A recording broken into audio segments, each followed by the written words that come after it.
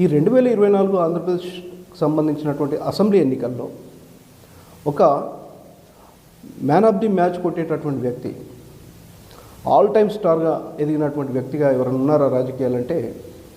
అది పవన్ కళ్యాణ్ అని మనం చెప్పాల్సినటువంటి అవసరం ఉంటుంది. జనసేనాధిపతిగా ఉన్నటువంటి పవన్ కళ్యాణ్ 100కు 100% ఇది మనం క్రికెట్ లాంగ్వేజ్లో మాట్లాడుకుంటే నిన్న మొన్న నుంచి కూడా అందరూ మనం మాట్లాడుతున్నటువంటిదే 100% స్ట్రైక్ రేటు అనేటటువంటి విధంగా. ఎందుకంటే గత ఎన్నికల్లో అన్ని పోటీ చేసినప్పటికీ, చాలా వరకు సీట్లలో పోటీ చేసినప్పటికీ కూడా ఒకే ఒక్క అసెంబ్లీ స్థానంలో గెలిచినా ఆ గెలిచినటువంటి అసెంబ్లీలో గెలిచినటువంటి ఎమ్మెల్యే కూడా తనతో లేకుండా అధికార పార్టీలో కలిసిపోయినటువంటి పరిస్థితి. అక్కడి నుంచి మొదలైనటువంటి ప్రయాణం ఈ 2024 ఎన్నికల్లో 21 అసెంబ్లీ స్థానాల్లో పోటీ చేసి 21కి 21 అసెంబ్లీ స్థానాలు గెలుపొందడం ఒకవైపు అయితే, పోటీ చేసిన 2 పార్లమెంట్ స్థానాల్లో గెలుపొందడం